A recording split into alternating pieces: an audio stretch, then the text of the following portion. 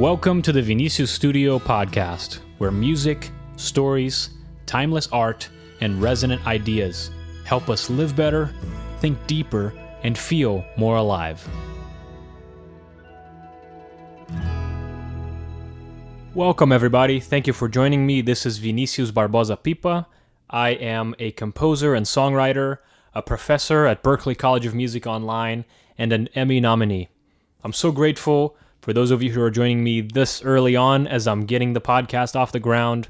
It's a crucial time in the history of our podcast. Of course, we're just getting started, and I'm just grateful for your support. I'm grateful for your attention and for your time. And if you're here and listening and you like what you hear, I ask you kindly that you subscribe to this podcast wherever you're listening to your podcasts and leave me a review or a comment so I know where you're coming from, if you're enjoying what you're hearing, and if you have any suggestions for things that you'd like to hear me cover on the podcast. I'd be very grateful. So in this episode, I am talking about music. So, of course, I'm a composer, and music is my area of expertise. Although this is not going to be a music-only podcast, we're not going to focus only on music. We're going to focus on a few other things as well. But I thought it'd make sense for me to start by talking about music. And as you can see, it's very difficult to talk about music because the thing about music is that it has to be listened to, right? And we can talk about music all day long to no end and still arrive not really very far because it's kind of a thing that you have to experience, right? Anyway, here's my attempt, though, at talking about music. So I hope that you get something out of this and that it enriches your life in some way and that you enjoy it. After silence, that which comes closest to expressing the inexpressible is music. Aldous Huxley. So it's funny, I've tried recording this episode a few times now, and it's kind of teaching me how difficult it is to make a podcast, which I should have expected, but it's telling of how difficult it is to talk about music, because I could spend all day long here talking about music, and it still wouldn't really convey to you the same information that you would get if you were to actually listen to music, right? That's one of the reasons music is difficult to talk about, and it's because it has to be experienced, right? And it's that way with many art forms, and it's that way with many things that are outside of, the scope of what you would call art. An analogy I like to use is if you have a book about winemaking, right? This is a book that describes everything you need to know about winemaking. Okay, can you taste it? What does that taste like? Does it taste like wine? Of course not, right? That's just information about wine. And information is one thing, but the actual experience of the thing is something else. And so that's what I mean here with this difficulty of talking about music. We can talk about it for a lot, but listening to it really will give you the actual experience of what music is supposed to do. And I think there's something here that is key, and maybe some of us have lost the ability to see that in the world, right? Which is there's one way of learning things, of growing, of apprehending information that is information-based, right? Things you can read, things you can quantify, things you can experience, and that's, sort of the whichever side of the brain that is. That's one side of your experience of life, right? That you can gather through information and numbers and quantities and measurements, right? Maybe you can call that the scientific vision, right? And then there's another side of life, which is apprehended through poetry, music, experience, intuition, right? And I think that's where art lives, and that's where certainly music lives. That's the kind of thing that music can convey to you, is the intuitive side of things, the kind of the part of life that we can call wonder, right? So that's something very interesting to think about. And that's what's fun about music, is that it kind of just hits you with all of that, right? It bypasses sort of your intellectual barriers, and it just goes straight at the heart, right? So that's how music works, and that's why it's difficult to talk about it, but we're going to try to do it here. And one more thing to remember about the arts is that, in a way, all art connects you to the heart of things. Okay? Its aim is to connect you to those things that can't be articulated, and they have to be experienced, they have to be shown, they have to be gone through, right? So the kind of growth, the kind of effect, so to speak, that you would get out of listening to a piece of music or experiencing a play or watching a film is an effect that you can't get by hearing that piece of music described with words, or even by reading about that film, or reading about that, or talking about the film, or something like that. You would have to experience it. That's one of the key things to remember about art, right? And even about entertainment. So what will we be talking about today here as we approach music? I thought I would break this down in 3 parts. There are 3 questions that I'm looking to not necessarily answer, but at least explore, right? The first question is, why do we listen to music? The second question is, what is the difference between good music and bad music? And the third question is, how can you experience music more deeply, and why should you even bother? So those are the 3 things I'd like to cover today. And I don't have exact set answers for each of those things. Like I said, what I'm more interested in doing here is exploring these questions, seeing if we can feel some things out and unearth some interesting talking points, some interesting conversations. So that's my aim here with this episode. Now, here's an interesting idea to think about. In the same way that a story is a hyper condensed version of events in life, right? When you watch a movie or even you read a book, the events in that movie or that book, they don't unfold in the same way that the events in your life do. Not exactly, right? It's almost like a highlight reel, or a best of, or a distillation of the most important parts of a character's life. That's what you see in a movie, right? And in a sense, a piece of music works in the same way, except with sounds. We hear sounds all the time, right? We hear sounds in our day-to-day all around us, the cars, the trees, people chattering and making conversation, but those sounds are disordered. They kind of have a life of their own, and they are not necessarily interconnected. But when you listen to a piece of music, one of the things that happens in it is that these sounds are organized, right? They are organized in a patternistic and ordered way, as opposed to the sounds that we hear every day.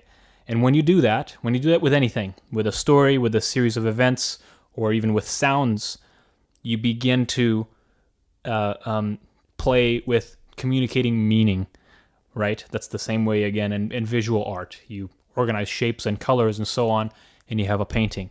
You organize sounds in a patternistic way, you have a piece of music. So music represents the harmonious interplay of patterns. That's another sort of metaphysical reason why we get drawn towards music, and it's because it represents this harmonious interplay, this order, right? And as you know, in life is not always that way. Life can be chaotic, life can be difficult, life is full of challenges and sometimes periods of suffering and periods of difficulty, and it's almost as if music, it not so much works as a refuge. I know some people think of music and think of arts as as a refuge for against those things that are difficult in life, but I prefer to think of it, and I think the deeper way to think about it is that it shows you that even those seemingly chaotic and random events in life can be ordered into something harmonious, right? So if you sort of zoom out and look at the grand picture of life, you begin to detect something like purpose, meaning, a harmonious through line that that governs the events and the course of your life, right? So that's what I'm trying to say. That's what I'm trying to show you that art does, and music does that in a very abstract way. Movies and books and so on do so in a little bit more of a concrete way because you actually have characters and plots and so on. Music sort of abstracts that out, and what you have is just sort of the sensorial, almost the intuitive version, the intuitive iteration of that kind of through line of meaning that runs through everyone's lives, right? So that's kind of what you see in music. All right, so in thinking here about our first question, why do we listen to music? And I mean to explore what makes us attracted to music, right? Why is music attractive to us, and why does it draw us in the way that it does? We've been making music for a very long time, human beings, right? The earliest recorded piece of music is about 3,000 years old, but that's just earliest recorded, meaning there's information about how to sort of perform it, and so that dates back to at least 3,000 years old. And of course, there are references that date back way earlier than that suggest the usage of music in a variety of ways. So the first developments in music that we see historically have to do with the voice, right? Not surprisingly, because we have a built-in instrument, which is the voice. In some sense, conversation is kind of musical, even physically speaking. It's sound waves that are happening just at a degree that doesn't end up being detected as music. But we have that built-in instrument, the voice, that probably very, very quickly you begin to discover that it can be used for musical purposes, right? So voice being the precursor, the first sort of instrument to be developed, then what we have coming after that is percussion instruments. Percussion instruments come quickly after because they're somewhat easy to make. They are a little bit less sophisticated musically speaking, easier to play, easier to kind of get started, right? The barrier of entry is pretty low. You can make a percussion instrument out of almost anything, and as you begin to get a little bit more sophisticated, you see folks making percussion instruments out of animal skins and that sort of thing, right? So drums and sort of membrane type percussion is what you see. And then shortly after that, you see wind instruments, flutes and that sort of thing, because you can make that out of hollowed out animal bones, and you can poke a few holes in there, and there you have some kind of a primitive flute, right? So those are the first things we see: voice, percussion, woodwinds. But I'm bringing that up to say this idea, or this phenomena of having music be part of our life, of our experience, is very, very old. It's nothing new. What is new is the kind of the way in which we interact with music now, and the way that we use music now, almost as purely entertainment. That's kind of new, but having music as a part of our lives is a very old idea. And of course, I like to think sort of in the material sense, the physical sense. There's a way in which the laws of music, the laws of acoustics, I should say, are kind of woven into the fabric of reality itself, right?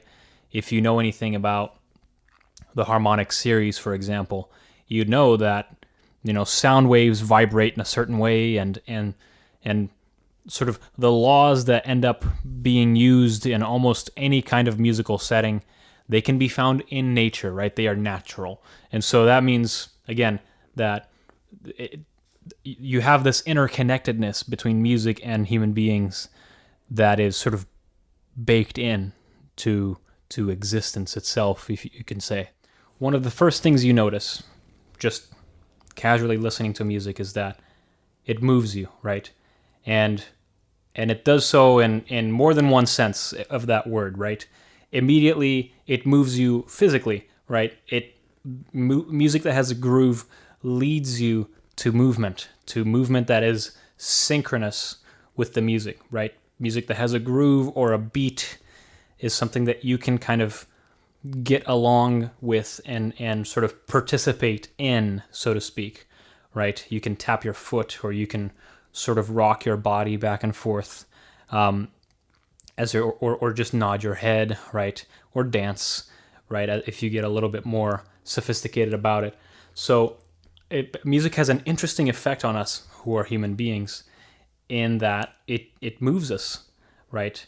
It makes me think. The other day I was thinking about this, and we have heartbeats, right? We literally have something beating within our body that has a steady pulse, right? Of 60 beats per minute, if you ever wondered, which 120 beats per minute is kind of a standard tempo for music, and I can't help but to think that it has to do with the pace of our heartbeat. So 120 being twice as much as our sort of steady heartbeat of 60.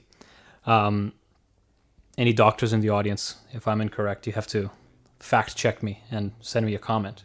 So that's sort of the physical, I guess, material side of things, but I think there's something deeper, and it's easier if I talk about how I began to be interested in music in the first place, personally. So I come from a family that's musical, somewhat. No one in my immediate family is a professional musician, but my father is a guitar player, just as a hobby, but a quite a good guitar player at that. And some of my earliest memories in life are just musical, right? Of him playing his acoustic guitar or his electric guitar, and me listening to it. And you can kind of tell, if you look at children or babies, that oftentimes in the middle of the noise of the environment, music can have a tendency to cut right through all of that noise, right? And it's interesting to think about that, because music is, the sound waves of music are sound waves in the exact same way that the waves from other sound elements are sound waves. Does that make sense? So, you're hearing car sounds and the refrigerator humming, or the microwave going, or whatever it might be, and but when you hear music kind of in the middle of that symphony of sounds, music stands out as something different, right? Something that catches our attention. That concept there is key, in my opinion. The concept of attention.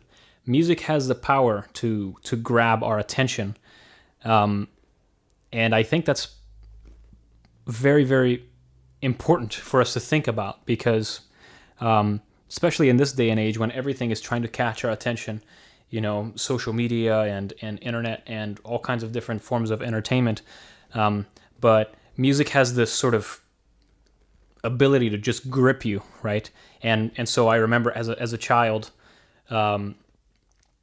being gripped by music, by the music that my father would be producing or playing, and later on by listening to good pieces of music, right? I remember my dad playing various CDs in the car, and I would just kind of be mesmerized, even at a young age, kind of gripped by it, right? Those of you who are sort of interested in music as a trade, let's say, probably have an experience of being gripped by music in your lives. But even those of you who don't, even those who have just kind of an interest in music, or are just fans of music, can probably relate, to this experience of being gripped, right? Being caught by music. So that's another interesting thing to be thinking about. I guess you can't talk about music without thinking about emotions, right? If you hang out with me long enough and listen to all the stuff I'm going to talk about in the podcast, I think music is a lot more than just sort of a emotion translated into sounds, which is a way that people usually describe music, but it is that too, right? It does have this strange ability to influence our emotional state, right? And I think that's quite interesting because, again, it's a collection of sounds ordered in a particular way, and when we receive that as human beings with our ears, the way that it translates into our bodies is emotions, right? And that's quite interesting if you ever really stop to think about it. It's kind of a crazy thing, right? It's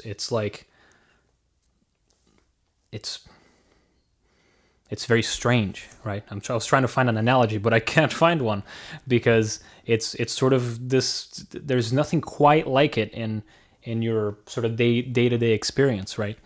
And I think that's another bit of the power of music there, right? It's that you can derive from it this emotional experience, which is quite powerful, right? It would be interesting to think about where does that come from? How does that happen, right? How is it that we play a certain collection of notes or a certain collection of chords with a beat on it, or you hear a particular lyric or a vocal line, and it evokes in you certain emotions, right? And even memories, right? That's another thing that's very interesting. Music, it's kind of like scents, right? Smells, where the right piece of music can kind of trigger an emotion immediately, right? Or a memory, rather. Sorry, a memory immediately. It can trigger a memory from your past. If you pull up a piece of music, this is an interesting experiment that I was going to share it later, but looking for a piece of music that you used to listen to in a particular phase of your life, and pulling it up and listening to it now. And the first time you listen to it, if you listen to it repeatedly, the effect kind of lessens. But the very first time you listen to a piece of music that you haven't heard in a long time, that was particularly important in a chapter of your life, somehow the emotions just kind of rush right in, right? And I think that's another interesting aspect of music, where it carries with it all of these emotional and memory bits of information that we just kind of absorb and react to, right? And this happens across styles, right? You notice I'm talking about music, but I don't mean just classical music. I don't mean just music without words, or music with words, or music made by bands, or music that's just electronic. All kinds of music, they have that potential to influence us in that way, right? And to speak for a moment about music with lyrics, right? One of the very interesting thing about music with lyrics is that obviously the lyrics now provide a layer of specific meaning to music, right? Most of us, I would say, are attracted to music with lyrics. I'm sort of the odd man out, and we'll get to that in a little bit. The music that I usually write is lyric-less music. It's just instrumental because I write music for films. But most of us maybe get attracted to music with lyrics. And of course, what the lyrics do is that they specify, right? Maybe there's this musical story, this narrative that's happening, these different movements, ups and downs of music, but when the lyrics are imposed on top of it, it makes it specific so that you know the context and you can sort of engage with it more specifically, right? So that means that you sort of know where you're at, right? But it's interesting because even when it comes to music with lyrics, one of the things that happens as audiences are interacting with music. And this is useful to know if you are a musician, a songwriter. It's that audiences, listeners, they fill in the gaps as they listen to music, right? So how many times have you heard a piece of music that, it seemed like the lyrics were spoken specifically about you in that particular time in your life, right? It's kind of like the lyrics weave in perfectly with your circumstances, and it's kind of uncanny and sort of eerie that it seems that the singer or the composer, they know you personally, and they're singing about you, right? And then you go look up why they wrote that particular piece of music, and it has nothing to do with your situation, obviously. But it's interesting because we have this ability as human beings to sort of fill in the gaps and make a particular piece of music ours. Does that make sense? So in that sense, music sort of underscores your life, and you go in and you participate with it. We do that too when we're watching movies, actually. And we do that in a variety of ways. We do that when we're in a relationship with somebody. We do that in all sorts of different ways, right? That's why it's useful to leave a little bit of space if you're a musician, so that the listener can kind of come in and bring their own stuff in as well, right? And it's interesting, just to close on a tangent that I opened here. I personally, my story with music is interesting because I was born and raised in Brazil, right? Grew up in Brazil, and I listened, when I was young, I listened primarily to music that had lyrics in English, which meant I didn't understand what they were singing. I just liked the sound of the words, but I didn't really understand what the lyrics were about, and what attracted me normally was the instrumental part, which is funny because I ended up then becoming someone who writes instrumental music for a living. But that's funny because I got to then sort of apply each piece of music to my situations in life even more powerfully because there were no lyrics to get in the way of my own story, if that makes sense. So anyway, those are some of the reasons I think that people get drawn to music. And if I may suggest one more, it is this. Whenever you're confronted with something beautiful, and I think music definitely falls into that category, right? If we get a bit philosophical for a second and we think about what's true, what's good, and what's beautiful, right? So music lives in the category of things that are beautiful, right? Like paintings, like good poetry, like the sunset, like beaches, etc. And whenever you are confronted with something that's beautiful and it moves you, the reason that's happening is a lot deeper than what we may think, right? And I would suggest, and this is definitely something we'll be approaching a lot throughout the podcast episodes, I would suggest that one of the things that's going on when you're confronted and connecting with something beautiful is that you are connecting with something transcendent, connecting to something that points you to God, right? So that's one of the things that's happening when you're listening to music. So now we can move to our next question. What is the difference between good music and bad music? A lot of us know intuitively that there is such a difference, but we can't quite put our finger on it. And that may lead us to think that it's subjective or it's a matter of personal taste, etc. So I want to give you something very practical here that you can take with you and hopefully enhance your experience of listening to music. In order to do that, I'm leaning on a hero of mine. His name is C.S. Lewis. He's an author. He's known for writing the Chronicles of Narnia book series, and he wrote a ton of other things too, books on philosophy and theology and literature. He really is a literary giant. And he wrote a book called An Experiment on Criticism that helps people discern what is a good book and what is a bad book.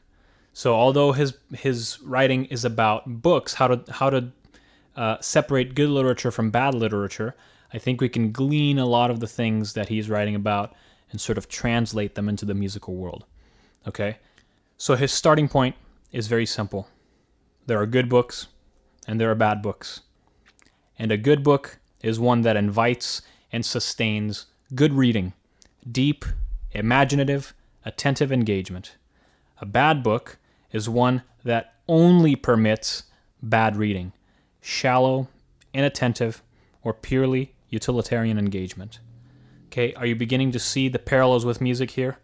Music that invites you to engage with it deeply, with your imagination, that even requires some of your attention, right, for you to engage with the music.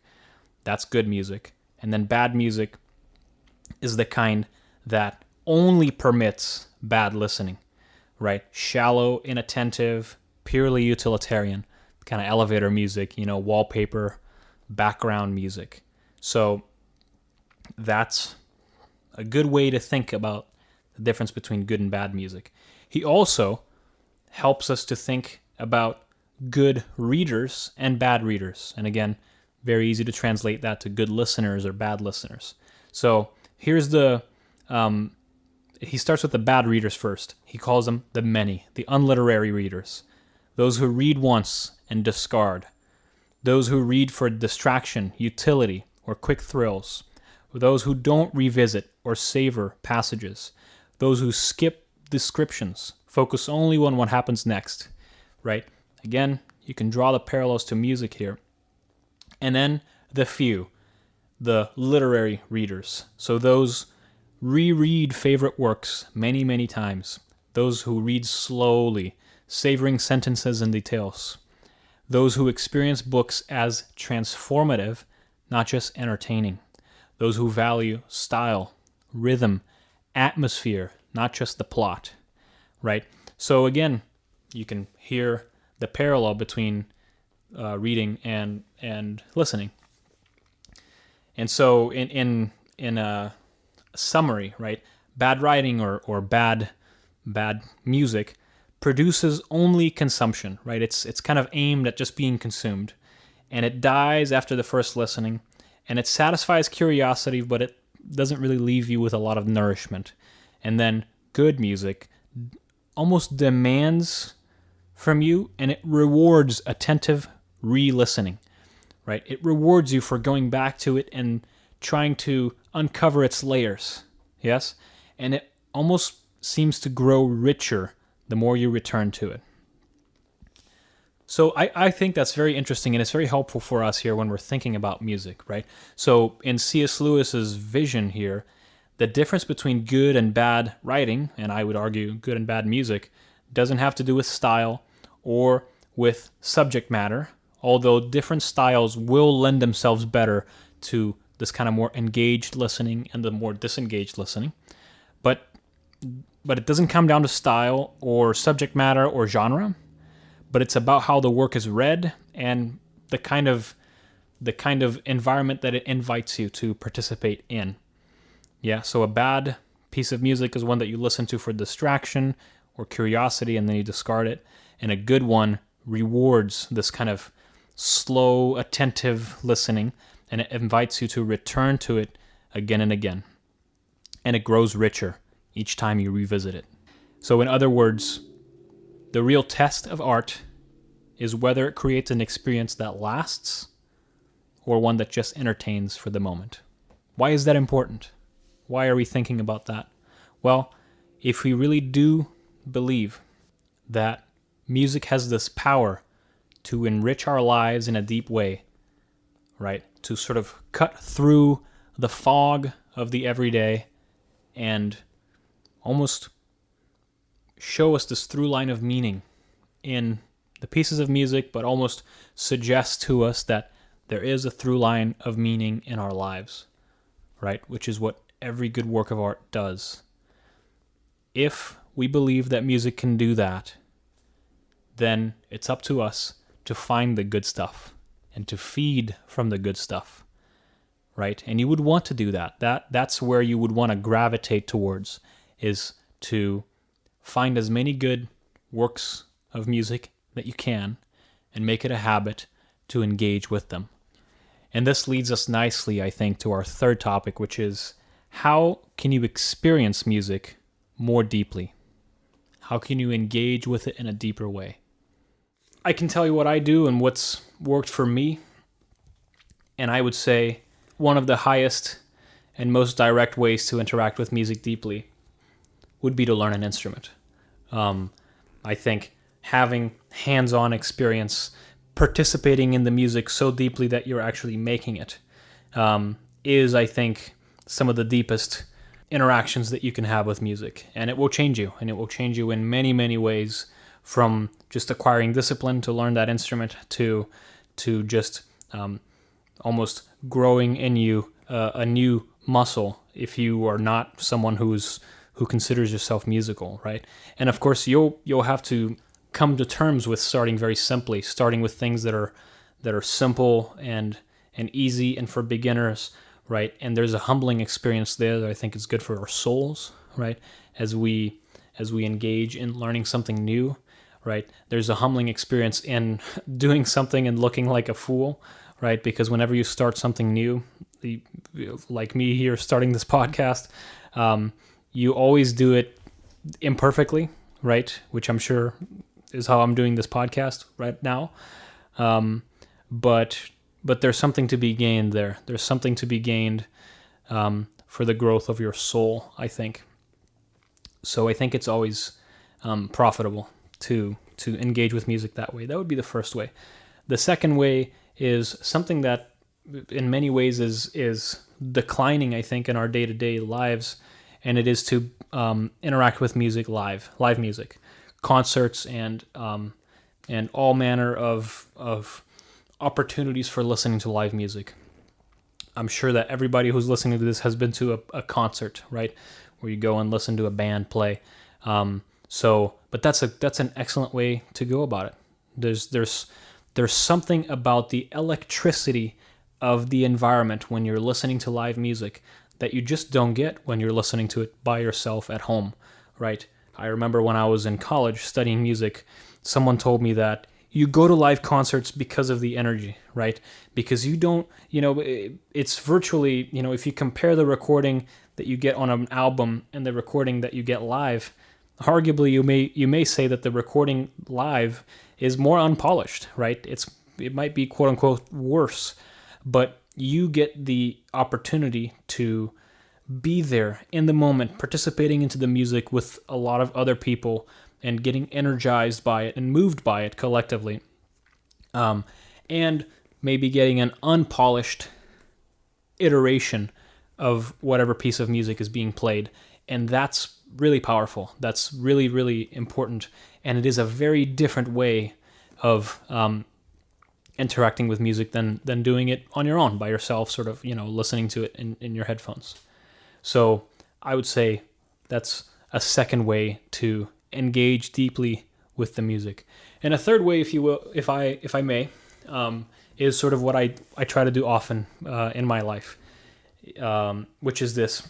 I think a lot of us are accustomed to listening to music in the background when we're doing other things, right? When we're working, or when we're driving our cars, or when we're working in the house and doing dishes and cooking, or hanging out with friends, or whatever that might be, right? Or even, watching a movie, there's going to be music in it, and so on. And that's fine. That's all fair and good. I'm glad that music can serve that purpose. But if you want to go one step deeper, what I'd recommend for you to try to do is this, and I do this all the time. I like to do this laying down. So I'll pick up a good pair of headphones, I'll put them on, and I would lay down on my bed.